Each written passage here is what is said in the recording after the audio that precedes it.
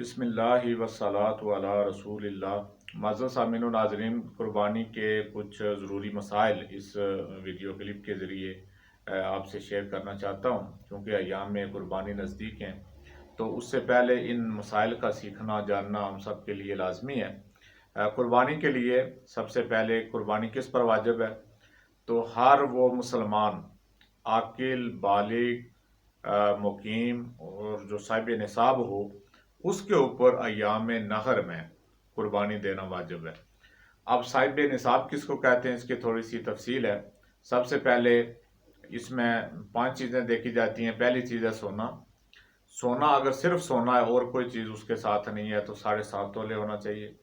चांदी अगर है तो 52.5 तोले चांदी। या आपके पास कोई माल तजारत है, यानी माल तजारत से मुराद वो चीज़ है जिसको आपने बेचने के इरादे से ख़रीदा है। या आपके पास अमाउंट हो और वो इतनी अमाउंट हो जिसके साथ आप 52.5 तोले चांदी खरीद सकते हैं।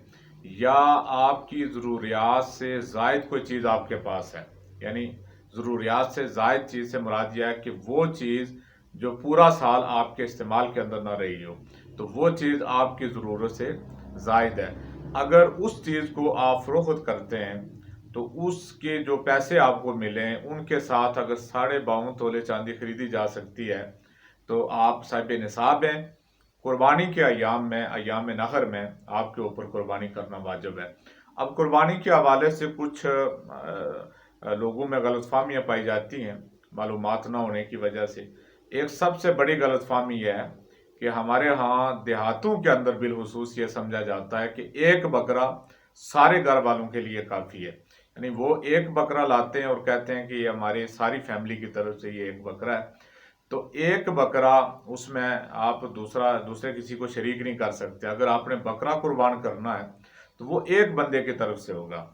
उसके अंदर अगर आप 2 या 3 बंदे शामिल हो जाते हैं तो फिर ये मसला अच्छी तरह याद रखें, किसी एक की कुर्बानी भी नहीं होगी।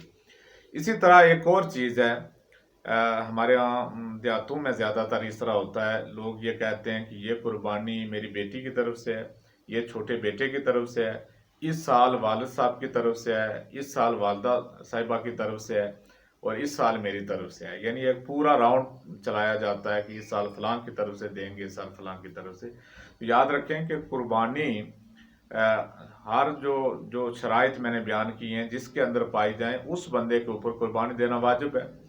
जिस तरह हम नमाज पढ़ते हैं, हर बंदा अपनी अपनी नमाज पढ़ता है ना, जिस तरह हर मुसलमान के ऊपर नमाज फर्ज है, इसी तरह हर वो शख्स जो साहिब निसाब है अय्याम नहर में उसके ऊपर कुर्बानी करना वाजिब है। यानी एक घर के अंदर अगर 10 बंदे रह रहे हैं, 10 के 10 साहिब निसाब हैं, तो उनके ऊपर अपनी अपनी कुर्बानी होगी।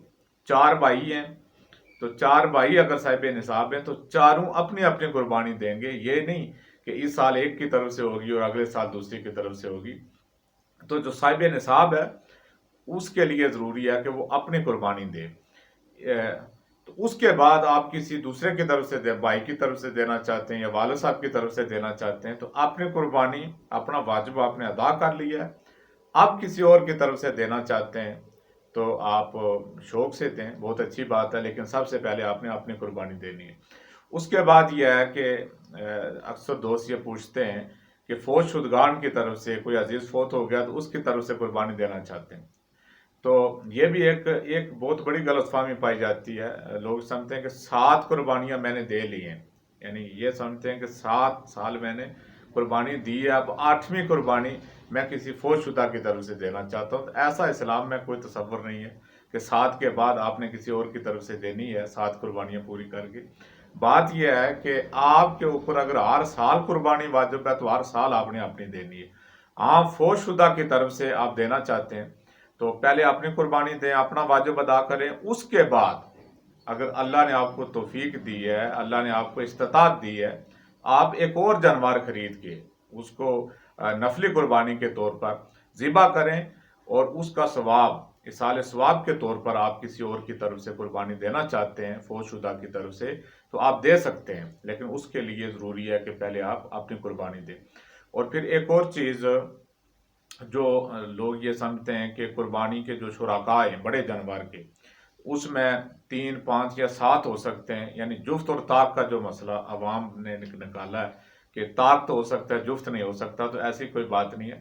بڑے جانور کے اندر 7 بندے شریک ہو سکتے ہیں۔ ہاں، اس بات کا خیال رکھنا ضروری ہے کہ کسی کا حصہ 7ویں حصے سے کم نہ ہو، تو 7 بندے اس میں شریک ہو سکتے ہیں۔ ایک بندہ بڑا جانور کرنا چاہتا ہے تب بھی ٹھیک ہے، 2 بندے مل کے کرنا چاہتے ہیں تب بھی ٹھیک ہے، 3 4 5 6 7 یعنی 7 تک ہو سکتا ہے۔ 7 سے زیادہ بندے شامل نہیں ہو سکتے، 7 سے کم بندے قربانی اگر کرنا چاہتے ہیں جانور میں، وہ شریک ہونا چاہتے ہیں، تو اس میں جفت اور طاق کی کوئی بات نہیں ہے۔ جتنے بھی شرکاء 7 سے کم شامل ہونا چاہتے ہیں تو قربانی ان کی طرف سے ہو جائے گی۔